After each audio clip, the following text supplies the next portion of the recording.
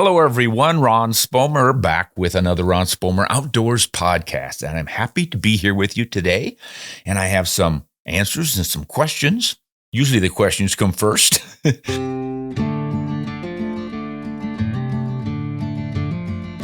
also have a little story I would like to share with you about some recent deer hunts that I did.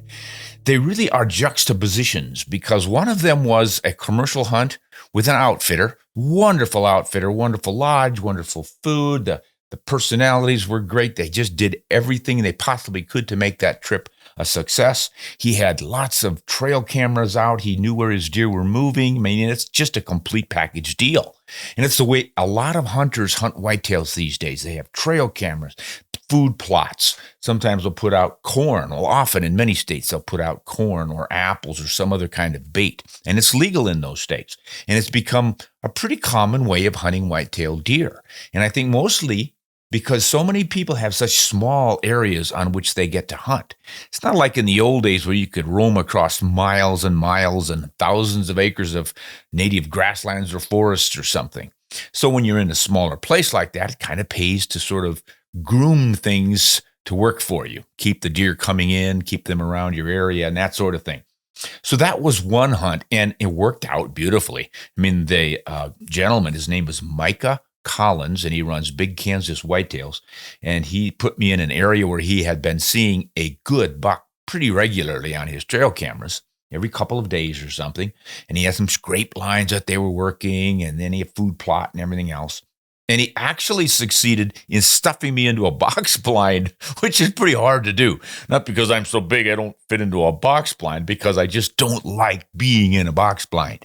It's kind of like, I don't know, it's taking a shower with your clothes on. I like to have the open air around me and be able to listen and look around and see everything that's happening and feel the whole experience. But it was raining cats and dogs the first afternoon, so I was more than happy to not be out in the shower at that point. And then the next morning, it was pretty cold, and it actually started snowing for a bit when the rain let up. And once it broke out, I was going to get out of the stand and hunt. But before that could happen, here comes Mr. Buck. And the crazy way it happened was I'd seen the photos of it on his trail cam, so I knew what I was looking for. There was an unusual point sticking off the G2, a little sticker point. And as we drove in that morning, turned into the gate to go to this blind, here is that buck walking across the trail.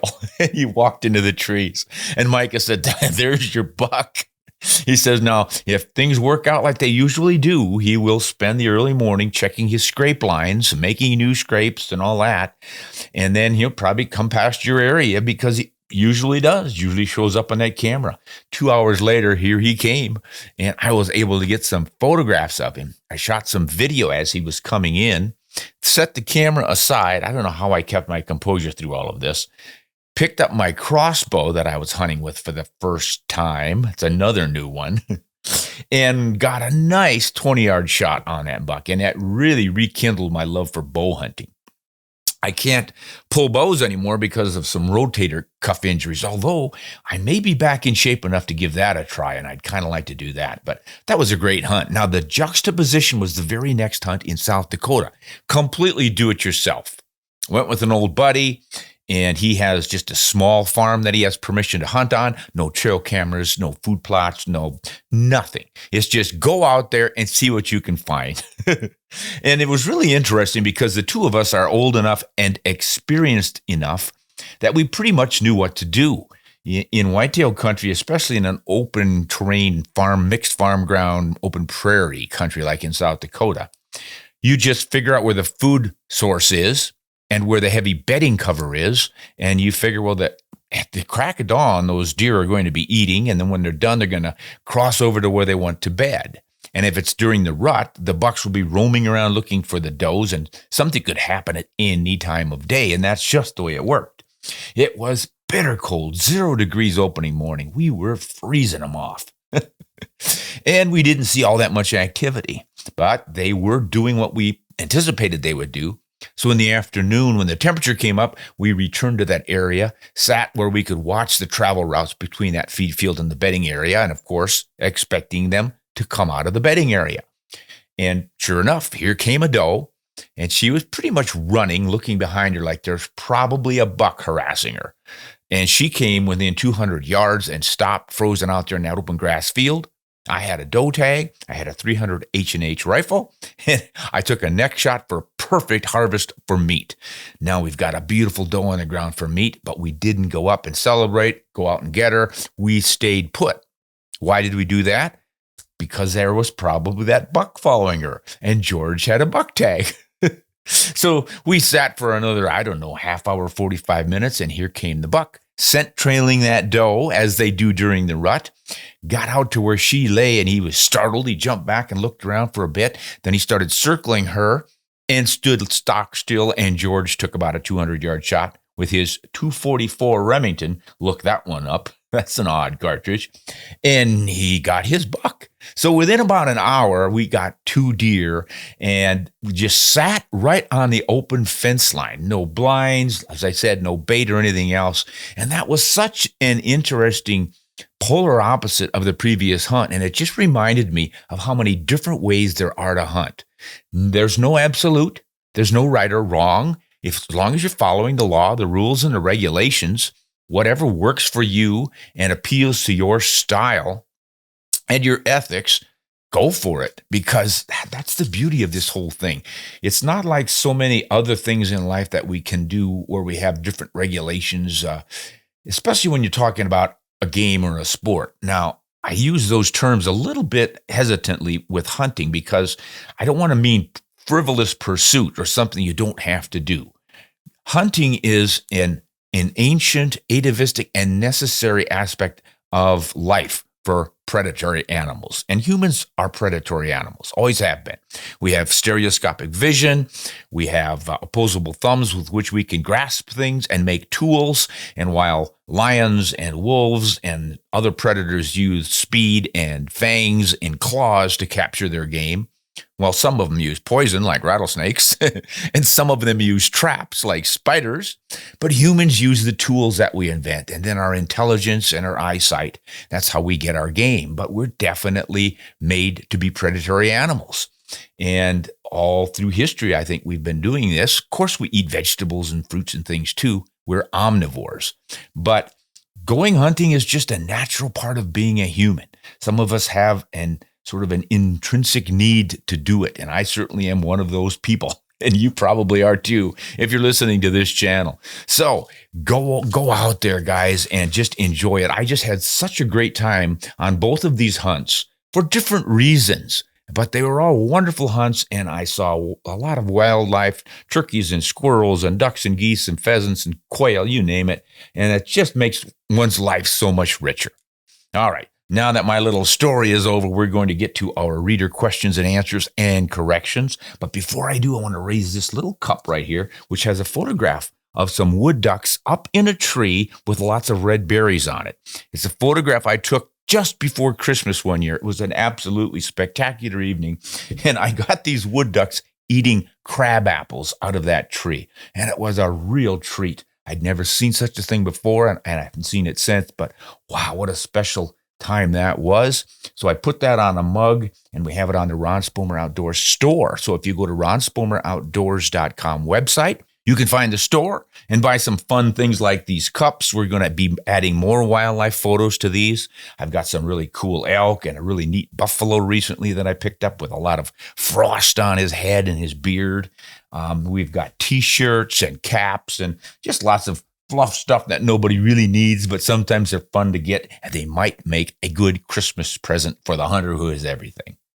All right, now get some corrections and whatnot. Here's something from Mark, and it's regarding a video I did comparing the 6.5 Creedmoor with the 243 Winchester. Mark says, "Hey, I love listening to you, Ron, but I have to pull you up on this one. Gravity is constant." Yeah, that's true. What changes is the horizontal distance to the target. He's referencing angled shooting question that I answered. If your target is 600 meters away at a 45-degree angle, it's only approximately 430 meters away on the level. So adjusting your scope to 600 meters will see you shooting high. That is true. adjusting it for a 430 meter shot, and you'll be right on the nose. Glad when I listened further that you were pretty much in agreement on this, but the gravitational effect isn't different. So I apologize, Mark, if it struck you that I was saying the gravitational effect is different. Maybe I did put it that way, but I guess, as you said here, we are pretty much in agreement on what's happening. And that is that, of course, gravity is always pulling at 32 feet per second, accelerating at 32 feet per second, pretty much horizontally, to from the center of the earth. So wherever you are on the globe, it's pulling straight down if you're on the horizontal, or your bullet is on the horizontal. But then when you angle it like that, the gravity is still pulling the same velocity and everything else. It's just pulling it at this angle. So it's going to be a little bit different. And there are different ways of interpreting that. Yours is definitely one of them, pretty popular one. Just forget about the vertical distance, but then know what the horizontal distance is, and that's what you have to adjust your sighting for. So you're right. And thank you for that one, a little bit of clarification. This one is Moonray about barrel break-in. I get a lot of questions and responses on this barrel break-in stuff.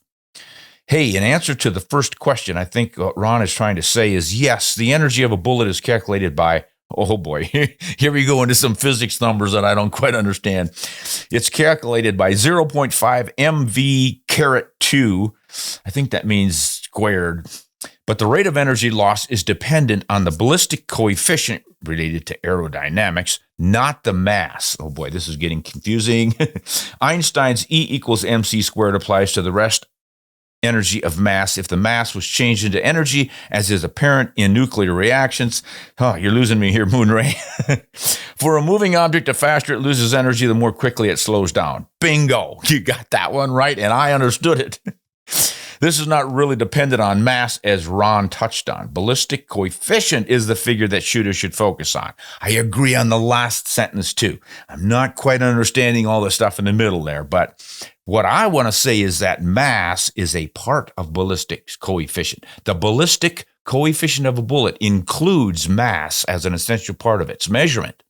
So you have the mass of the bullet, the diameter of the bullet, and then the form or shape of the bullet. Those three things add up to make ballistics coefficient. So mass is definitely a part of it. I don't see what that has to do with barrel break-in, but I must have said something in barrel break-in about that very idea. All right. Good one, Moonray, I think. You probably know more than I do. One of the problems I have with these presentations is that I'm just a layman. I come at this stuff from experience and a little bit of reading and research I've done over the years as a layman, but I'm not a mathematician. I'm not a physicist. I'm not any of these advanced degree people who think that way. I am a writer. I do pretty well with a language and not so well with mathematics and physics. Okay. Brad, this one is in reference to something I did on the 264 Winchester Magnum. Ron, I usually agree with you, but this video is the most skewed I've ever seen from you. Uh-oh. Most 264 Win Mags are a 1-in-9 twist, which will not stabilize a 143 ELDX bullet that I used in the example. You also skewed the BC on the 145 ELD bullet, which actually has a BC of .536. I don't remember what I called it, but I would assume I took it out of the book, so it should have been right. The other thing I noticed is you used the highest BC bullet you could for the 264, but didn't use the equivalent 162 ELDX bullet in the 7mm. Whew. I understand mistakes and misinformation, but this whole data sheet that you came up with was not what I was expecting in a comparison, which is his polite way of telling me I was biased in my report and I fudged my numbers to make that happen. I didn't. I really am not biased on this one. I tried to find the best good high BC hunting bullet in each of those that I could. I may have not used the 162 ELDX in it just because I don't always like to use the same manufacturer's bullets, just to be fair and plug other brands because there's so many good ones out there. But I usually look for something that's fairly equivalent, and or I will look for the highest BC bullet in a particular caliber that I can for my examples, as long as I do that with both. And I think that's what I did on this one.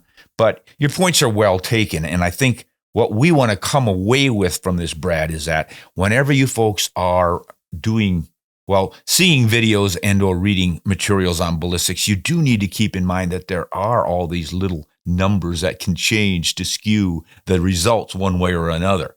So what I really like to see is people who write in and with this kind of research and indicate that they are doing further research. That's the whole idea, guys. I can give you some names and numbers and details, but then I would like for you to start diving into this stuff. Check those ballistics calculators and hand loading manuals and whatnot and figure out just how much velocity you really can expect out of your rifle. Or better yet, get a chronograph and chronograph your loads. Man, does that tell you something? And then check the BCs on these different bullets. And several people have also written in recently and said, Brand X is not giving you straight numbers on their BC. Well, whether they are or not, I think it's important to note that the BCs of any particular bullet change with its velocity and the rifle you're shooting it in. Usually they're pretty close and they remain fairly close, but they can change. So you always have to run these numbers through the ballistics calculators and then test them in the field with long-range shooting. If it says your bullet's going to drop at 400 yards, 16 inches, and you find out that it's actually dropping 18 inches, that means your BC is not living up to its claims, or your rifle changed it a little bit, something like that. So always do some more research. Those are good ones, guys. I appreciate that. Now we're going to get to some new questions for which I can screw up the answers, then you can send in some more corrections. This just never ends. All right. This is from James, and he says, hey, I live in the eastern shore of Maryland. Which is the best cartridge for white-tailed deer? Now, some of us might think this is kind of a silly question because we, being experienced, know there is no best cartridge. But yet, a lot of people look for this, especially new hunters. I mean, I would do the same thing if I were, say, getting into some new sport that required equipment. What's the best? I like to get the best. I even do like research on tires for my truck. What's the best rated tire? Gets the best mileage, just the quietest, good in the snow and all that stuff. So we can't blame James for asking this. It's a good, useful question. Problem, James, is that there is no best cartridge. And that's why there are so many cartridges. And there are podcasts like this that debate this stuff because it's endless. We are always arguing about, mine's better than yours. My dog's better than your dog. But I can give you some rough ideas. What you're looking for in a good whitetail cartridge. And eastern shore of Maryland, I would imagine you've got some dense forest, some big open fields, probably some big marshlands where the deer come out, and you're going to be shooting long range. So you need to figure out roughly how far might you want to shoot or have to shoot. Or are you just going to sit in a stand and shoot 150 yards in an opening in a woods or something like that? That will all help you decide which cartridge is going to work best for you. Then you need to figure out how much recoil you want you absorb when you're shooting. Would you rather have more or less? And then the rifle you enjoy handling, a short action versus a long action versus a magnum action, which is even longer. How much weight you want in your rifle. If you can take a lot of weight because you're not climbing mountains or anything, and I imagine there aren't too many on the eastern shore of Maryland, you can probably get away with a lighter weight rifle. Come out here to Idaho, and I think you're not going to enjoy carrying a 10-pound rifle up the mountains. You might want to go down to 6 pounds like I do. So all of those things are going to factor in. But as for the cartridge, if you land somewhere in the middle, like a 7mm 08 Remington or its equivalent, and there are many equivalents, or a 308 Winchester or its equivalent, 6.5 Creedmoor or its equivalent, those are just darn good choices. And there are a lot of cartridges that fit in there. So what you want to look for when you're considering those cartridges, in addition to availability and cost, because 708s are a little tougher to find than a 308. But you look at the ballistic charts and see if there's a significant difference in the drops and the drifts and the energy on target. You'll find that there isn't. Really, you can get by with any of those. And then in the older cartridges that have been proven for decades and decades, you've got 30-06, 270, 280 Remington, a lot of good ones in the standard length actions. Or you can go with the modern stuff, which are the shorter, fatter cartridges, or even the standard length fatter cartridges that have more horsepower. They're essentially magnums in their performance, but they don't call too many of them magnums anymore because magnum has fallen out of favor. In what's coming into favor is some sort of a precision or accuracy title, like the PRC cartridges. But really, when it comes to the actual animal being shot, terminated effectively, it doesn't make much difference. It's just up to you as a hunter to be able to shoot well. So get yourself a cartridge that's available, affordable, in a rifle that you enjoy and like and fits you very well. And the deer are going to hit the ground just as well with one over the other. Good question. This is someone called Ready Already. And Ready asks, when you are shooting uphill, you're fighting gravity more than when you're shooting downhill. So that affects your velocity. So shouldn't you drop more? So up should drop more. Yeah, that is common sense thinking. And that's what I used to think too till I dived into this uphill, downhill shooting stuff. And what it turns out to be is that even though you're right, you got to remember the velocity of your bullet, 3,000 feet per second.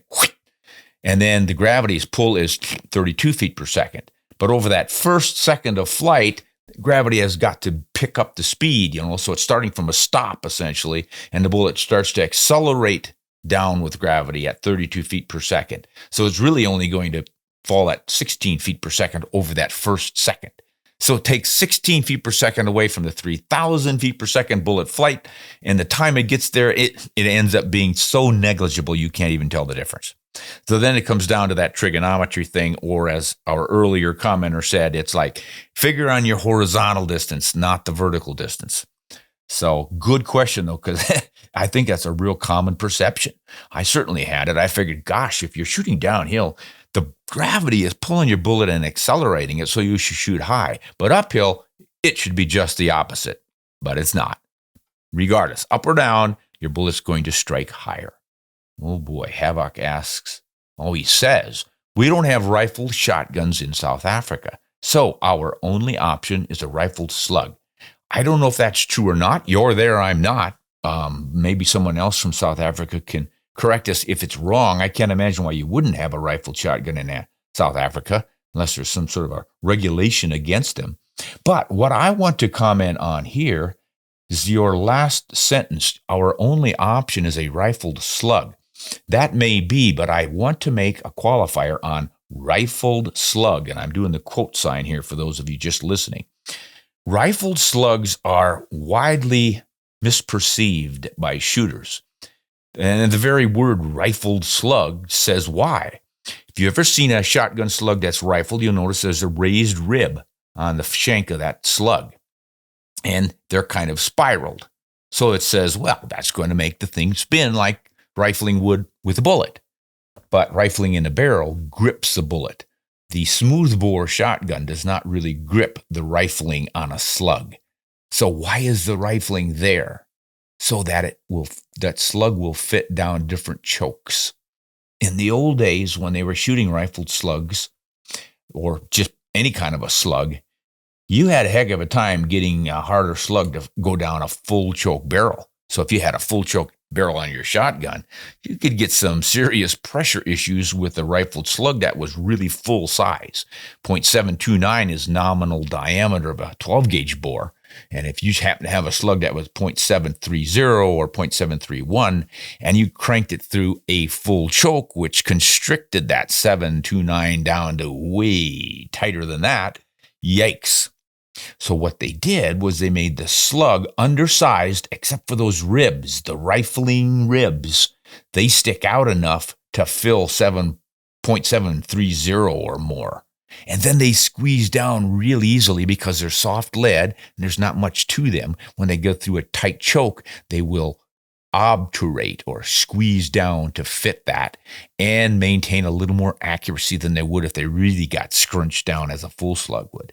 That's why there are rifled slugs. That raised rib on those things does not spin them. It just enables them to go through the tighter chokes. Glad you asked that question, Hammock. And anyone else out there who knows about rifled shotguns or slug shotguns in South Africa, clue us in if it's something different from what Havoc said. But he says you don't have any rifled shotguns, so your only rifled slug is your only option. Probably. Of course, you can go with the Sabo slugs these days if they have those over there. And that's the plastic skirt around a sub-caliber bullet. That's pretty popular these days over here. They can be a little bit more accurate than just straight up old slugs. And they certainly shoot flatter and farther because they're lighter weight, they get more velocity, and they have a higher ballistics coefficient most of the time. All right, here is one from Anthony. Any advice on zeroing in a new AR-15? Yeah, I think so. One of the problems that most autoloaders have, or anything from about a bolt action or say a break action single shot, some sort of an action in a gun that does not allow you to look down the barrel to do your bore sighting, you've got a challenge.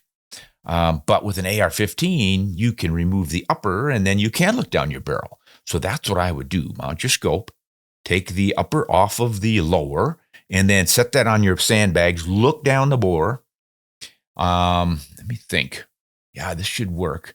Look down the bore, and then it's your standard thing. You center the target inside of the bore visually, just like looking through a peep sight, and then you turn your scope until the reticle is over the same spot.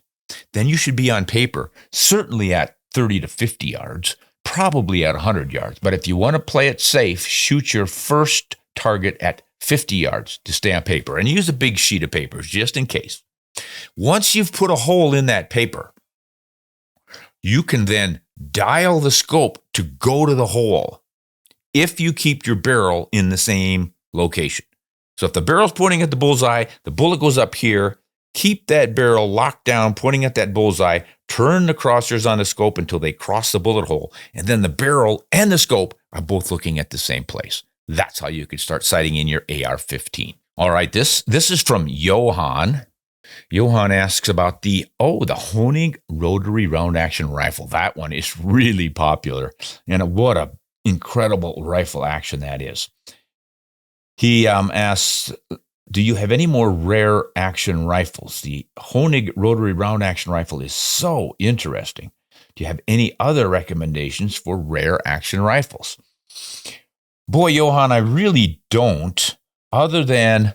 And I saw these rifles at Hoenig. George Hoenig is the inventor and manufacturer of this Hoenig Rotary round action rifle. I mean, this rifle is unique, absolutely one of a kind, unusual action. Just check my videos on the Hoenig Rotary round action rifles. I've got 3 videos out there and several shorts, and it's just fascinating. But that gentleman is a firearms mechanical genius. Absolutely. I mean, he can create and design perfection.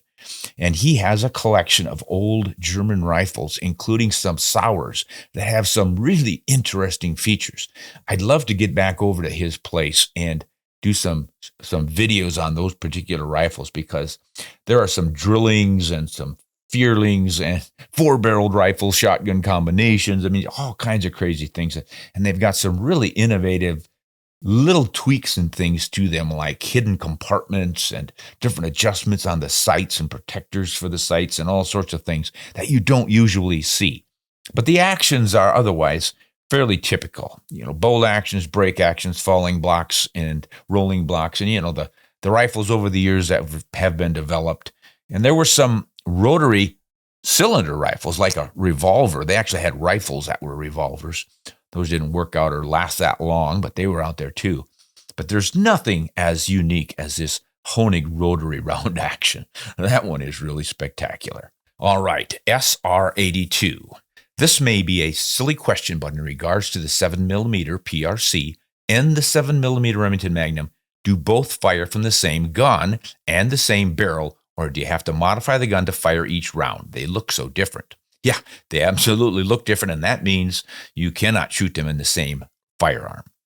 This is a common question for new shooters, so don't laugh at anybody who asks something like this and say, good, everybody knows that, because before we learned it, we didn't know it. And 22 rimfire, for instance, can take 22 shorts, 22 longs, and 22 long rifles, but not 22 Winchester Magnum rimfire cartridges. How do you people know that unless you start to learn it and someone tells you about it? And that's what we're going to do now here for this gentleman, SR82. No, here's how all this stuff works, SR. When you have a rifle barrel, you chamber it, meaning you cut a space in the back that's like a shoe to fit the cartridge. like your foot. So your foot is the cartridge and it fits into your shoe. That's the chamber end of the barrel. And it has to be a precise fit. There's a itty bitty tiny little bit of space around the cartridge so it fits in. But then when you go bang, the pressure from that burning powder blows the brass out, tightly fit the wall so the gases don't come back toward you and drive the bullet out. So it gets all sealed up. That's the sort of the plasticity of the brass case. And that's why we use brass cases. After the brass cools, which happens instantaneously, then it comes out because it's now a little bit smaller again. But you cannot stick a brass cartridge in a hole that's not shaped to that fit. You might get a smaller one in there. You might get one that's almost the same size that you can get to fit in. And I and many others have done this. We will take a cartridge that almost fits properly, but there's a little more length into the chamber or a little more width, and yet the bulk of the cartridge fits in there tightly enough so that the firing pin can strike the primer and ignite it, and then the brass flows to the new shape, or it splits and cracks or something else. So crazy things can happen, but to be safe, you always want to read what's on the barrel for the chambering. Like it'll say 7mm Rem Mag. You're not going to shoot anything in there but a 7 Rem Mag. You might get a 7 Weatherby Magnum to fit in there or vice versa or something, but to be safe, always put the right cartridge in. And on the cartridge itself, you look at the head stamp. That's at the base of the cartridge.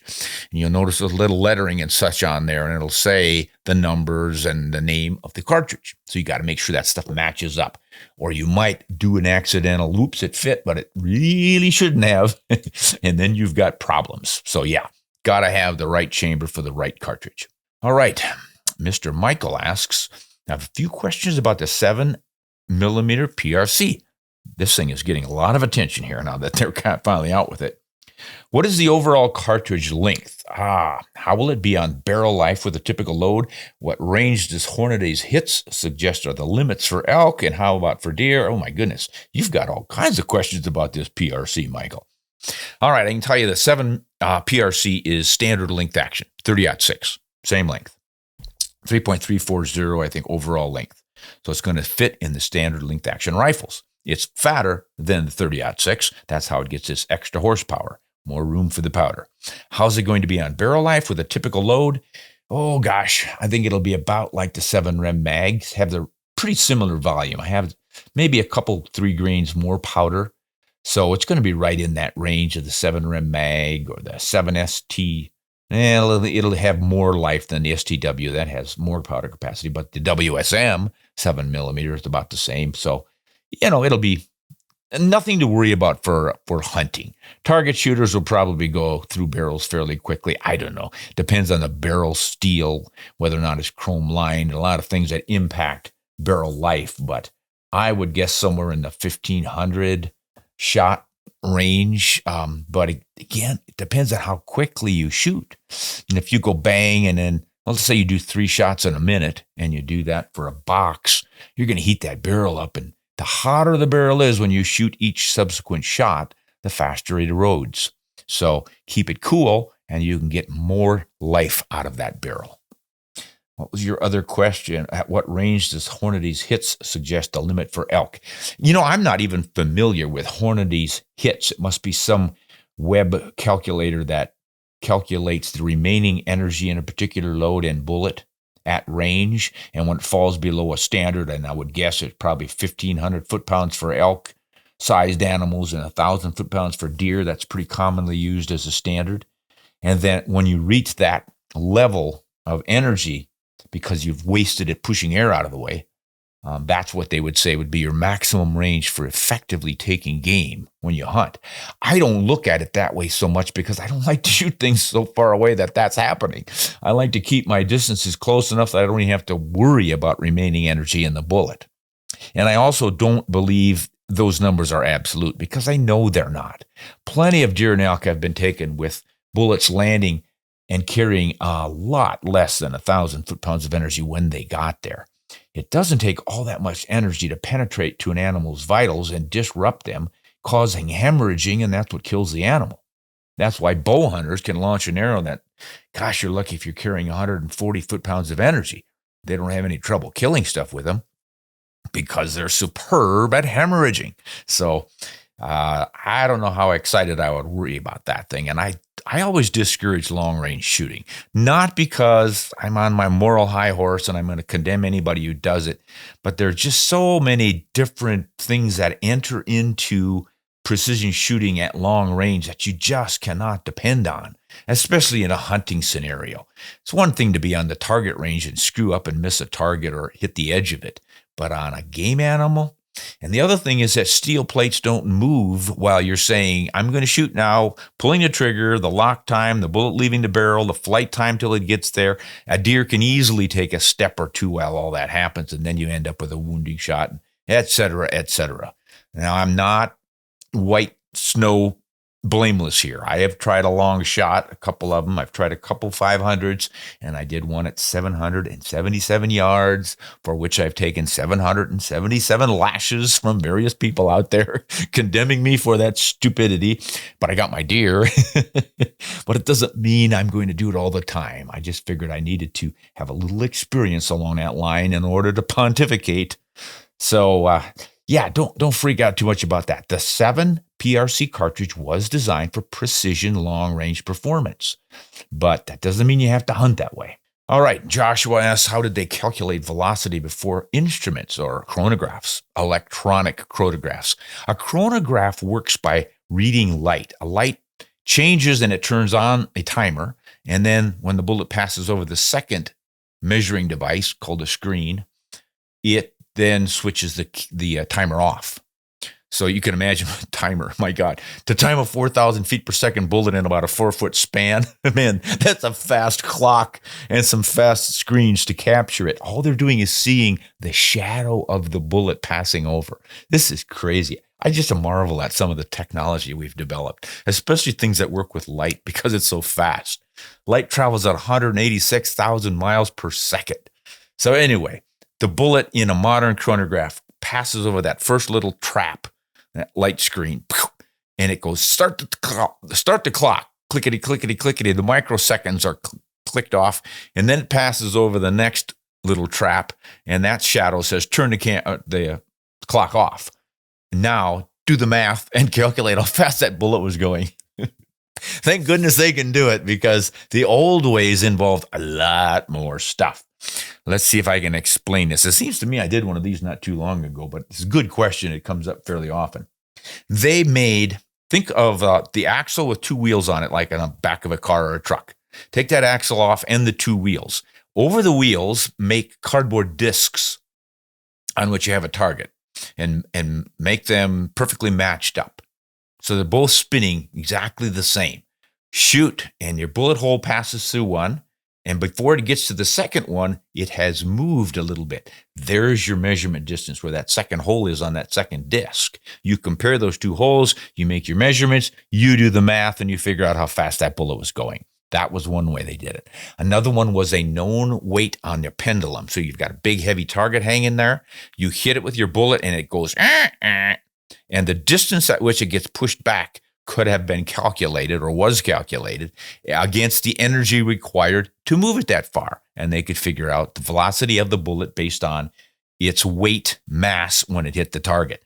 Lots of complicated numbers there. This is why, children, boys and girls, you should pay attention in math class, because this stuff actually comes in handy for developing along these lines. So guys like me who didn't pay attention in math class can buy a chronograph and get it done for him.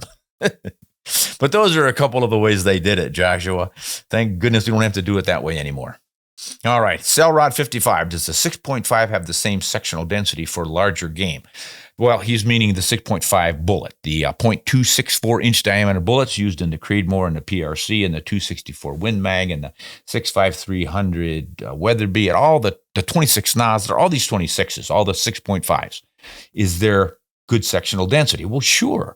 You get sectional density, length of the bullet, diameter of the bullet, and slice it in half, and you get the sectional density calculation from that. The interesting thing about sectional density is that the length of the bullet really doesn't matter. It's the mass, the weight of the bullet, and its diameter. So a 180 grain bullet whether it's a long, sleek, high BC bullet or a short, fat, round nose or flat nose bullet, they both have the same sectional density. Yet they're both not that long that you're going to have that much shank weight necessarily driving them forward. So it's not really a reliable number because the shape of the bullet changes it so much. But the idea is that high sectional density in a bullet will give it more mass after it's expanded and lost some of its nose lead. It will have enough mass in its shank to keep driving forward. So does a 6.5 have that? Yeah, you get some long 6.5 bullets and they have some significant sectional density because they're just a long, dense bullet. If made right, the same process, it's going to work on all of it.